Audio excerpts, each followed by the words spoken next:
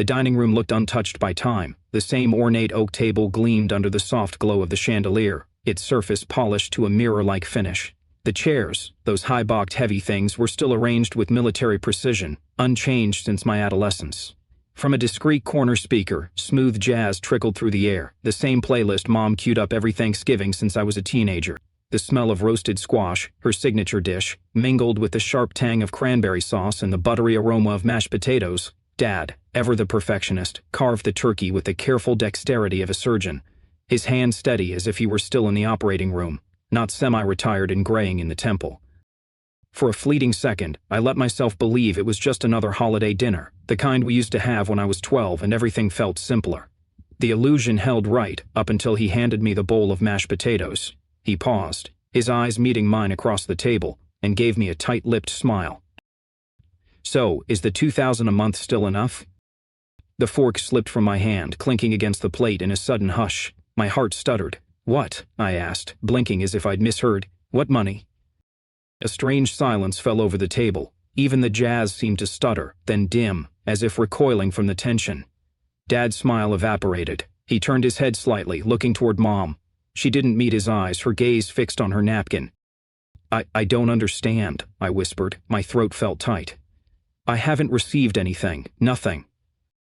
Dad's tone turned cold, sharp with disbelief. "Leona?" "It's not what you think," she murmured, dabbing the corner of her mouth with a napkin, her movements mechanical. I thought the funds could be used more efficiently elsewhere." "More efficiently?" he echoed, his voice rising a note. "You said you'd take care of the transfers, personally?" "I did," she replied without flinching. "To whom?" His voice cracked. "Because it sure as hell wasn't to Iris." Her hand trembled slightly as she reached for her water glass. "Soraya's program costs more," she said. "She needed the help. You know how hard it is to get a foothold in fashion. It's brutal. It's relentless."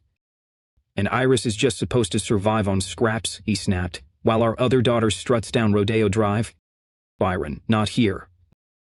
"No, how long?" A long breath escaped her lips. "Since August."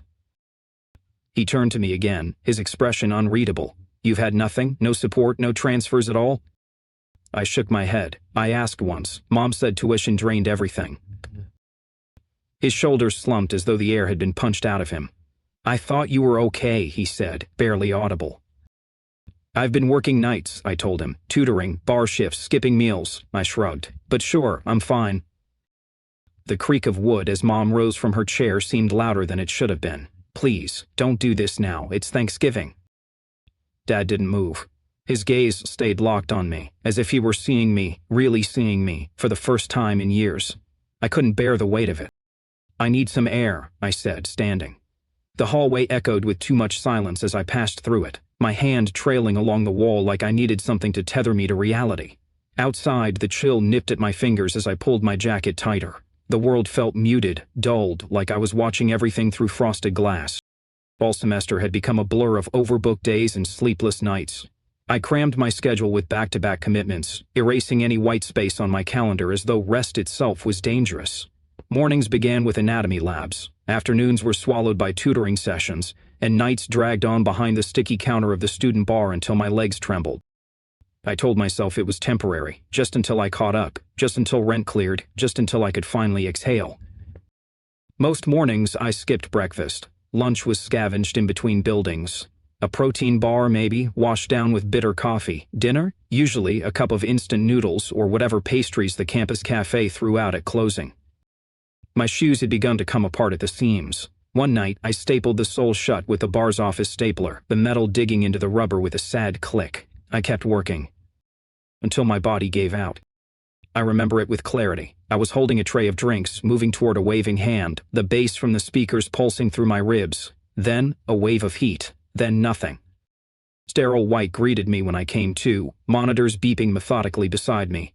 An IV hung from a stand. A nurse leaned over and gently asked if there was someone I could call. I shook my head. Later, my manager told me he'd called my parents after the ambulance arrived, left voicemails, figured they'd come. They didn't.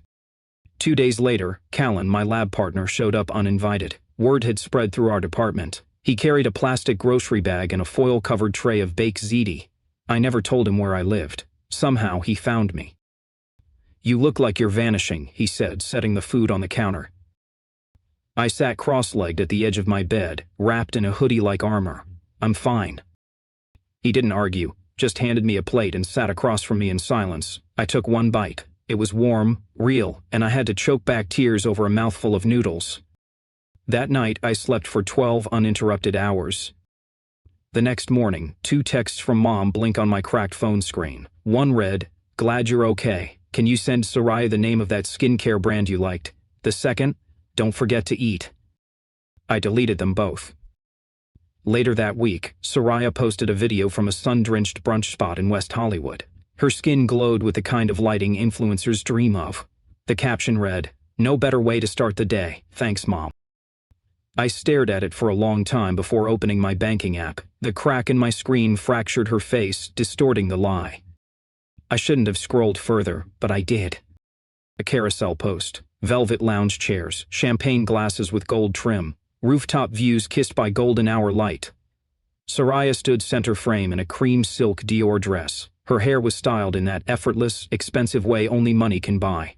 "Mom always knows just what I need," Ruth said. I put my phone down, screen facing the floor. Above me, the ceiling peeled in quiet flakes. The mini fridge hummed like a broken promise. I hadn't had fresh vegetables in nearly a month. Just a few weeks earlier, I'd asked Mom for help replacing my anatomy atlas. The pages were warped from spilled coffee during a late-night cram. Some were missing entirely. Her reply came the next morning. "That's a luxury, Iris. You'll have to make do." That same week, Soraya uploaded a photo of her latest acquisition, Balenciaga boots, sleek and pristine, captioned, "Huge thanks to my amazing mom for always supporting the dream." I could still hear her voice, lilting and sweet, almost theatrical in its ease. It wasn't anger that twisted in my chest, not quite. It was something colder, emptier, like a hollow space had been carved out where understanding used to live, a silent recognition that the urge to justify the imbalance had finally shriveled into resignation. I wasn't looking for extravagance. I didn't want designer gifts or trips to luxury lounges. I just wanted to stop breaking Tylenol tablets in half to make them last. My phone rested in my palm, still warm. I reopened Instagram, half hoping I'd imagined it. But there she was again, laughing in her story, hair tousled by the breeze as she leaned over a sleek balcony, the skyline of Los Angeles stretching behind her like a stage set. Her laughter rang out, paired with faint jazz playing in the background, that curated elegance that only existed in well-lit clips. I watched it 3 times, then muted it, then switched to my camera. The lighting in my room was flat and gray, unable to soften or flatter. Still, I took the picture, my hands, chipped nails, skin dry and cracked, fingers slightly swollen from long shifts in winter cold. I was wearing the same gray hoodie I hadn't taken off in 4 days. There was no caption. I didn't post it. Instead, I scrolled through my contacts until I found her name. Soraya. I hadn't called her in months. Our conversations were usually short, shallow texts, often initiated by me and almost never followed up. I hesitated, thumb hovering over the screen. And then, I hit call. She answered on the second ring, her voice airy and bright. "Iris, wow, you never call. Everything okay?" "Yeah," I lied. "Just wanted to check in. It's been a while." She giggled softly. "You miss me?" "Sure," I replied, my voice thinner than I intended. She launched into a monologue about a recent shoot in Pasadena, how the stylist clashed with her vibe, how her favorite cafe had run out of almond milk again. I let her talk, only half listening, eyes darting between the unopened bills on my desk and the flickering tab of my financial aid account. When there was a pause, I slid in a question I'd been building toward. "Hey, how do you manage it all? Financially, I mean. LA's expensive." "Oh," she said with a shrug. I could practically hear, "Mom handles it. She wires me like $3,500.00 a month, sometimes more if I've got shoots or networking events." My mouth went dry, my stomach clenched. "Yes, great," I said quietly. "She just gets it, you know," Soraya continued, breezy and unaware. "She always says it's about investing in the dream. You can't grow in fashion without the right foundation. She's always believed in that." My responses after that were a string of affirming noises, yes, and ohs.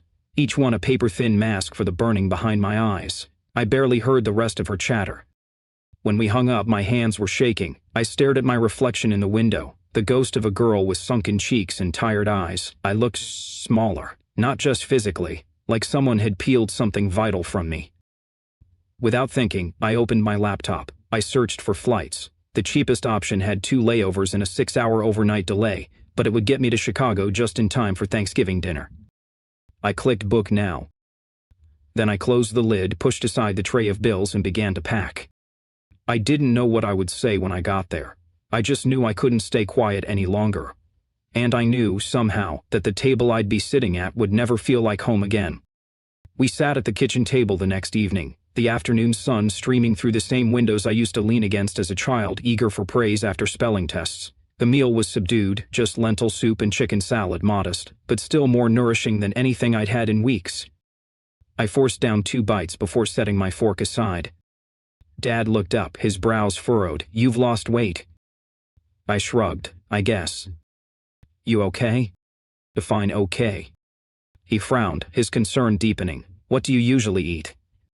"Instant noodles, discount sandwiches, whatever leftovers I can snag from work. If I'm lucky." He paused, visibly confused. "Is the $2,000 0 cents not enough?" I stared at him. He wasn't joking. He genuinely had no idea. "There haven't been any transfers, Dad," I said. "Not one." His fork clattered against his plate. He turned to Mom. "Leona?" She kept her eyes lowered, spoon moving through her soup like she could escape into its surface. "I've been sending it to Soraya," she said evenly. Dad's jaw fell slightly. No words came out. "She needs it more," Mom added. "She's in fashion, Byron. It's expensive. She has events, people to connect with. She has to maintain a certain image." I blinked. "And I don't need to eat?" She looked up, almost startled to hear my voice again. "I'm not saying you don't need help. I thought you were stronger. You've always managed. Soraya's more sensitive." Dad stood slowly, like the weight of the revelation had added years to his spine. "You told me you'd send it every month. For Iris. You let me believe." "She always is fine," Mom interrupted, her voice rising with justification. He turned back to me, his expression darkened with something that went beyond shock. It looked like guilt. I pushed my chair back. "I came here for answers. I didn't expect them to be this obvious." Mom reached for me, but I was already heading down the hallway. Her voice echoed behind me, but I didn't turn back. I closed my bedroom door softly. That night, Dad knocked. I didn't answer, but he came in anyway, cautiously, like stepping over a boundary he didn't know he'd built. "I can't sleep," he said, voice low.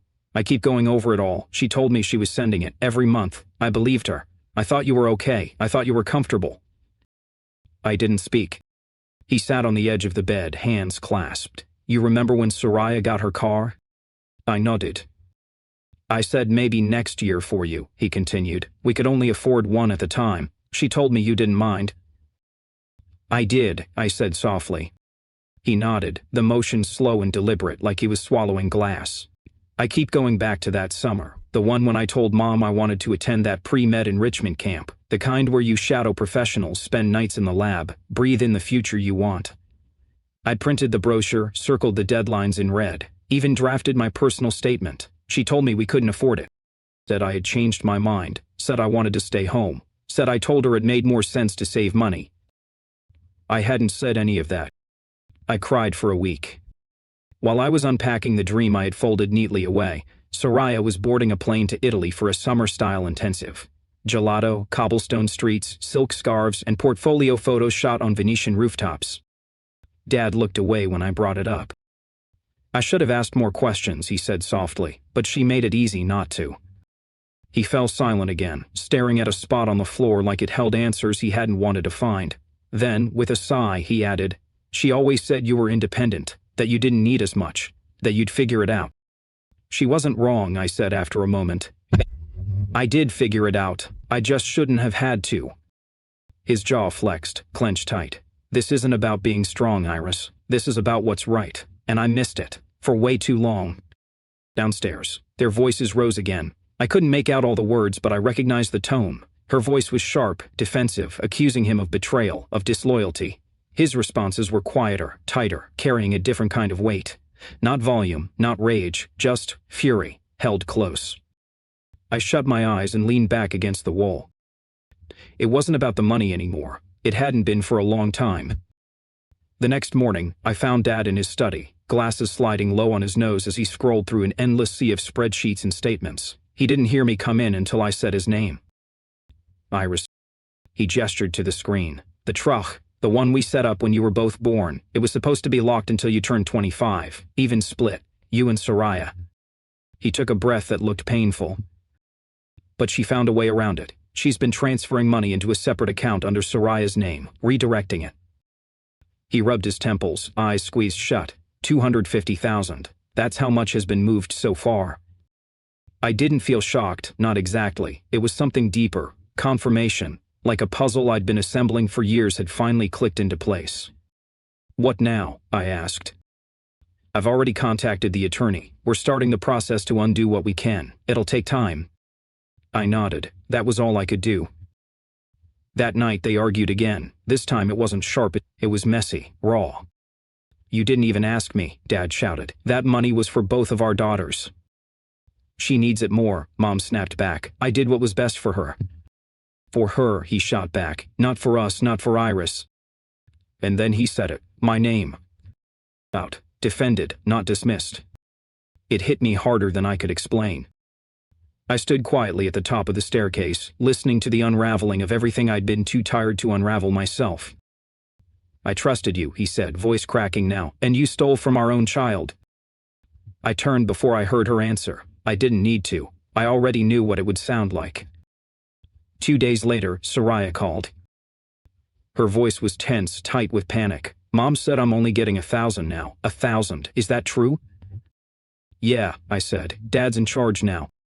She exhaled sharply. I can't live on that. Rent, classes, supplies. I know. Silence stretched between us, heavy and expectant, like she was waiting for me to offer a solution. I didn't. Do you really think this is fair? She asked. I think it's overdue. She hung up.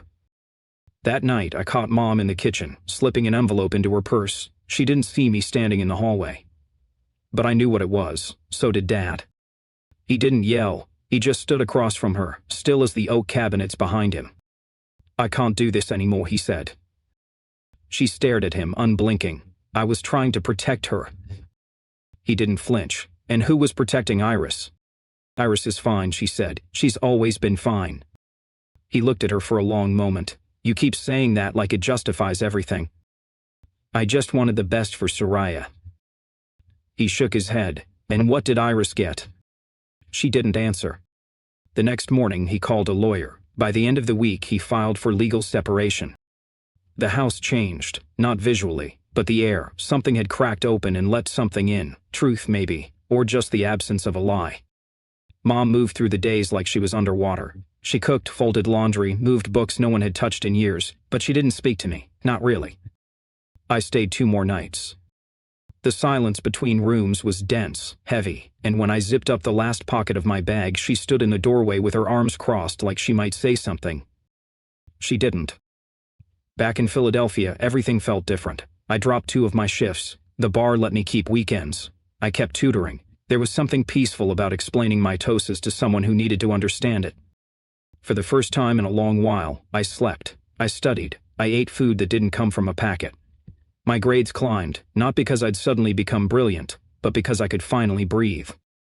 I bought a new pair of sneakers, not fancy, just whole, the kind of upgrade you earn twice, once in labor, once in self-worth. Soraya started texting more. At first it felt like routine, but eventually it changed. She sent pictures from the boutique she'd started working at. Styled this one for a client today, she said. Not designer, but I like it better. It actually feels like mine. I didn't know how to respond, so I just said, I'm glad. One night, she called out of nowhere. Her voice was low, hesitant. I think I finally see it now, she said. See what? What it cost you, all of it. There was a pause, a real one, the kind that means someone is choosing honesty over comfort. I didn't want to believe it, she admitted, because if I did, I'd have to admit that Mom made it easier for me, and that meant she made it harder for you. I leaned back in my chair, eyes tracing the cracks in the ceiling above. I don't need you to feel guilty, I said. I just need you not to pretend it was ever fair. I won't, she whispered. We didn't say anything else for a while. I heard the soft clink of glass on her end, probably tea, not wine. Soraya never liked the taste. Taste, she said softly. I always thought that was funny. Her voice crackled slightly through the speaker. I could picture her twirling the cord of her headphones, shifting uncomfortably. She cleared her throat. Are you going home for the holidays? I don't know, I said truthfully.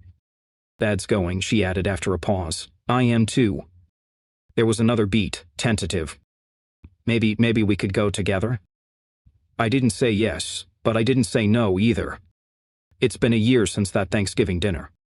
I'm still in Philadelphia, still working toward my degree, but everything feels different now, steadier, like I'm no longer balancing on a fraying wire above a life I can't afford to fall out of. I sleep without guilt, I eat without shame, I study without checking the clock like it's a threat. My professors have noticed, so have I. Soraya is still in Los Angeles, but the girl who used to post every outfit and every brunch on social media, she's gone. Or maybe she just peeled away the part of herself that always needed to prove something. She works part-time at a boutique that specializes in sustainable fashion. She designs garments from leftover fabric raw hems, mismatched buttons, hand-stitched seams. She talks more about construction and process now than brands and buzz. There's pride in her voice when she speaks about her work, not loud, not glowing, but steady, real. Mom works at a home goods store now. She says it's just until something better comes along. I believe her in the way you believe someone who doesn't really want questions.